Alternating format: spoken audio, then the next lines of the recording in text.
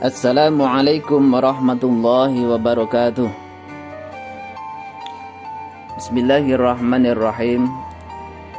Alhamdulillahi rabbil alamin. Wabihi nasta'inu ala umuri dunya waddin. Wassalatu wassalamu ala sayyidina wa maulana Muhammadin wa ala alihi wa sahbihi ajma'in, amma ba'd. Anak-anak sekalian yang kami banggakan, kami sayangi, marilah kita melanjutkan materi pelajaran PAI dan Budi Pekerti kelas 7. Namun sebelumnya mari kita berdoa dulu dengan membaca basmalah bersama-sama. Bismillahirrahmanirrahim. Bagaimana kabar anak-anak sekalian? Masih dalam keadaan sehat semua? Alhamdulillah, semoga kita selalu dalam lindungan dan hidayah Allah, selalu diberi nikmat sehat sehingga kita bisa melaksanakan kewajiban kita, yaitu thalabul ilmi.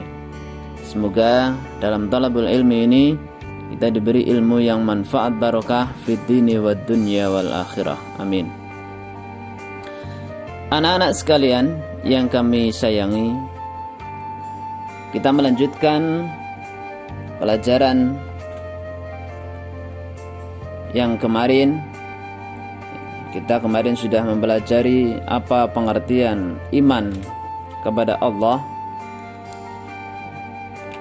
dan sekarang kita melanjutkan mempelajari Asmaul Husna. Kita dapat mengetahui, kita dapat mengenal Allah Subhanahu wa taala lebih dekat melalui nama-nama Allah Subhanahu wa taala. Kita menjadi tahu tentang sifat-sifat yang dimiliki Allah Subhanahu wa taala. Nama-nama tersebut dikenal dengan Asmaul Husna. Kita dapat menemukannya di dalam kitab suci Al-Qur'an. Asmaul Husna berjumlah 99. 100 kurang 1. Asmaul Husna secara bahasa berarti nama-nama yang baik. Secara istilah, Asmaul Husna dapat diartikan nama-nama baik yang dimiliki Allah sebagai bukti keagungan dan kemuliaan yang dimilikinya. Dengan menyebut nama-nama Allah melalui Asmaul Husna, manusia akan mengetahui keagungan dan kemuliaan Allah Subhanahu wa taala yang tidak dimiliki oleh semua makhluknya. Baiklah, ada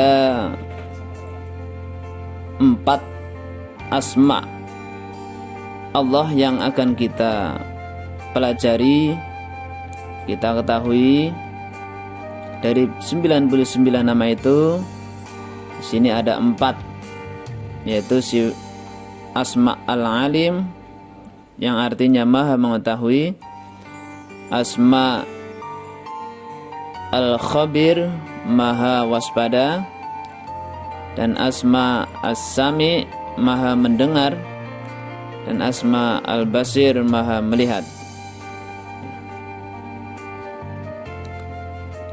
Dari keempat ini ada sebuah kisah pendek tentang Asma Al-Alim, yaitu kisah Fadlah bin Umair ingin membunuh Rasulullah sallallahu alaihi wasallam. Kisah ini datang dari seorang musyrik yang bernama Fadlah bin Umair.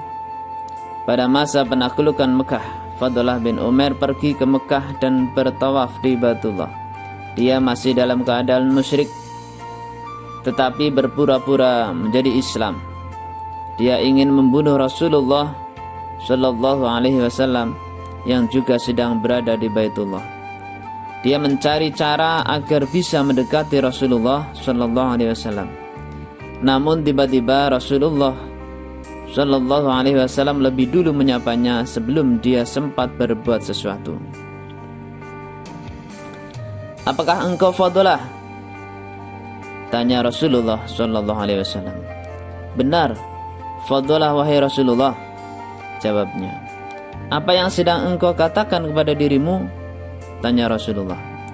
Tidak ada, aku sedang berzikir kepada Allah Subhanahu wa ta'ala.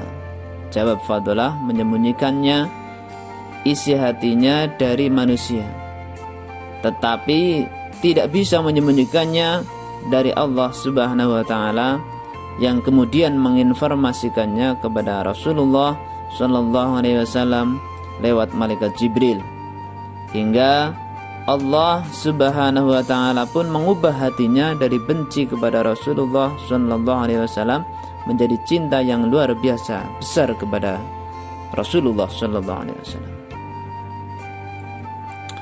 Dari kisah ini sesuai dengan Al-Quran sebagai implementasi dari pemahaman rukun iman. Surat An-Nisa ayat 136 yang berbunyi, A'udzu billahi minasyaitonir rajim. Bismillahirrahmanirrahim. Ya ayyuhalladzina amanu aminu billahi wa rasulih aminu billahi wa rasulihi wal kitabil ladzi nazzala ala rasulihi wal kitab الذي نزل على رسوله والكتاب الذي أنزل من قبل ومن يكفر بالله وملائكته وكتبه ورسله واليوم الآخر فقد ضل ضلالا بعيدا. Yang artinya, wahai orang-orang yang beriman, tetaplah beriman kepada Allah dan Rasul-Nya, dan kepada kitab yang Allah turunkan kepada Rasul-Nya, serta kitab yang Allah turunkan sebelumnya. Barang siapa yang kafir kepada Allah, malaikat-malaikatnya, kitab-kitabnya, Rasul-Rasulnya, dan hari kemudian, maka sesungguhnya orang itu telah sesat sejauh-jauhnya. Anak-anak sekalian yang saya banggakan, mari kita lihat Asmaul Husna Al-Alim.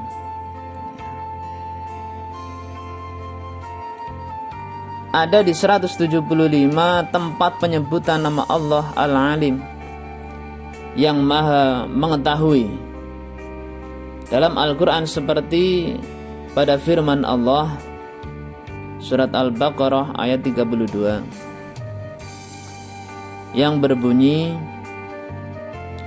Qalu subhanaka la ilma lana illa ma 'allamtana innaka antal alimul hakim.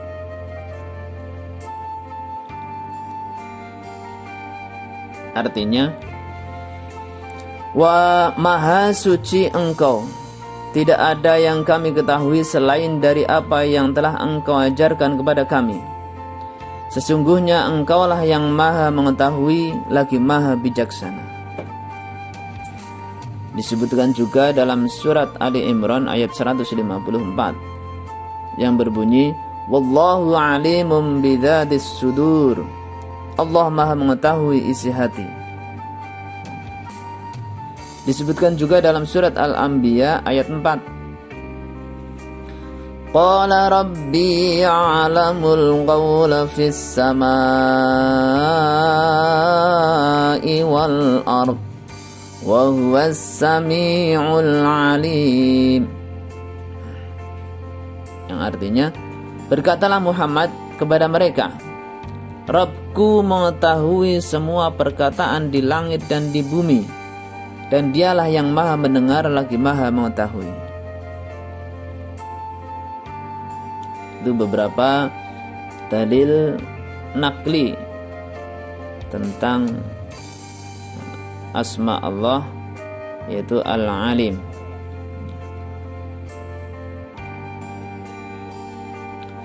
Yang kedua, asma Al-Khabir,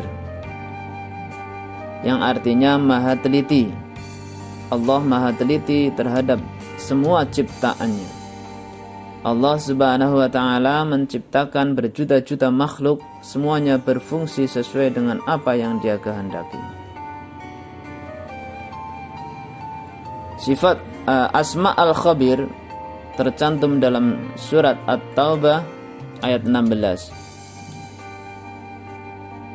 Wallahu khabirum bima ta'malun. Dan Allah maha teliti terhadap apa yang kamu kerjakan.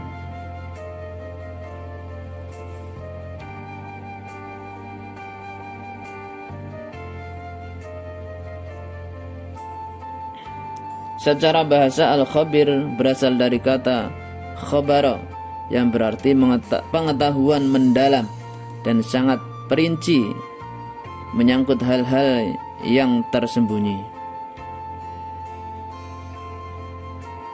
Segala ilmu pengetahuan di dunia diketahui oleh Allah Subhanahu wa ta'ala secara terperinci. Untuk itu manusia tidak boleh sombong dan merasa paling mengetahui, paling pintar, karena pada hakikatnya manusia memiliki pengetahuan yang sangat terbatas.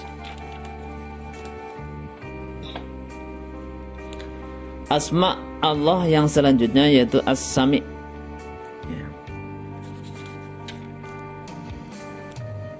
Allah Subhanahu wa ta'ala memiliki nama As-Sami yang berarti maha mendengar. Selain dapat mengetahui apapun yang terbesit dalam pikiran manusia, Allah Subhanahu wa ta'ala juga dapat mendengar semua yang ada di dalam hati manusia. Sesuatu yang tidak dapat didengar orang lain, tetapi Allah Subhanahu wa ta'ala dapat mendengarnya. Asmaul Husna As-Sami merupakan cerminan sifat Allah Subhanahu wa ta'ala, yaitu sama. Dia dapat mendengar segala sesuatu. Dia dapat mendengar apapun yang ada di dasar laut dan bumi.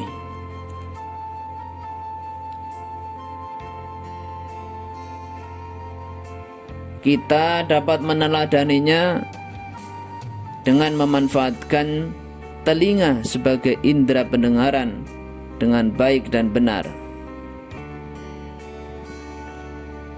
Dibuat untuk mendengarkan hal-hal yang baik, mendengarkan pelajaran.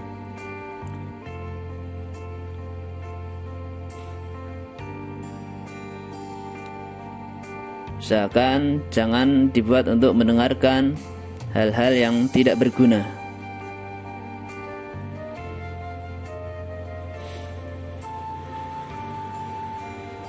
Dalil nakli dari sifat As-Sami terdapat di surat Al-Baqarah ayat 256 yang berbunyi, Wallahu sami'un alim, dan Allah maha mendengar lagi maha mengetahui.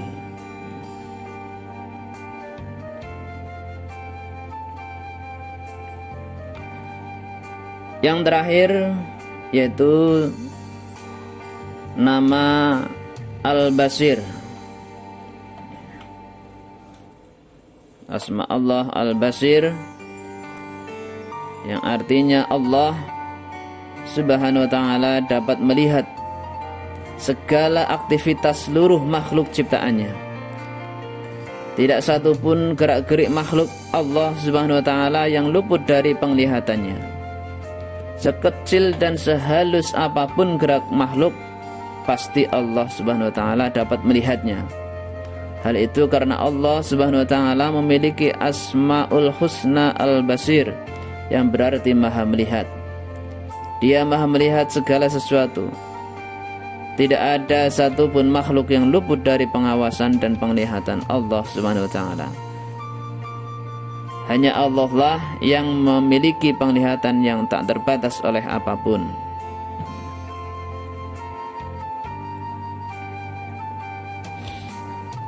Di dalam surat Al-Hujurat Allah berfirman, A'udzu billahi minasyaitonir rajim. Innallaha ya'lamu ghaibas samawati wal ard. Wallahu basirum bima ta'malun. Yang artinya sesungguhnya Allah mengetahui apa yang gaib di langit dan di bumi, dan Allah Maha melihat apa yang kamu kerjakan.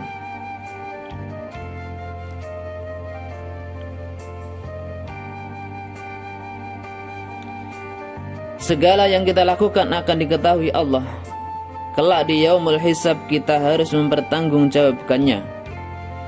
Contoh, saat ujian berlangsung ada seorang siswa melakukan kecurangan. Meskipun tidak diketahui oleh pengawas ujian, perbuatan tersebut tetap diketahui oleh Allah Subhanahu wa taala. Oleh karena itu, kita harus senantiasa berbuat kebaikan baik saat sendiri maupun bersama orang lain. Anak-anak sekalian yang kami sayangi,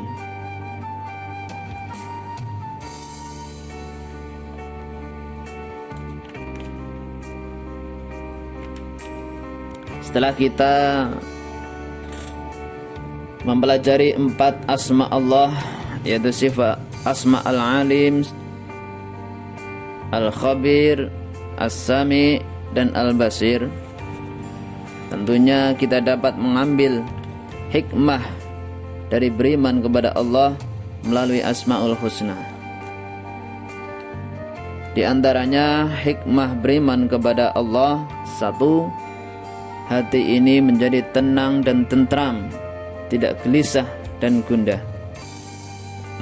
Yang kedua, mendapatkan petunjuk dan perlindungan dari Allah Ta'ala. Yang ketiga, senantiasa menjalankan perintahnya dan menjauhi larangannya. Keempat, menjadi sosok yang peduli dengan lingkungan sekitar. Kelima, senantiasa melakukan amal soleh dan mencegah terhadap yang mungkar. Dan tentunya ada banyak sekali faedah-faedah yang bisa kita dapatkan lainnya dari beriman kepada Allah Ta'ala. Misalnya, merasa senantiasa diawasi oleh Allah Ta'ala, menghadapi setiap problematika kehidupan dengan tenang dan sabar, gemar mensyukuri setiap nikmatnya, dan masih banyak lagi yang lainnya. Di antaranya, selamat di dunia dan akhirat. Manusia yang meyakini Allah akan senantiasa menjalankan segala perintahnya dan menjauhi segala larangannya.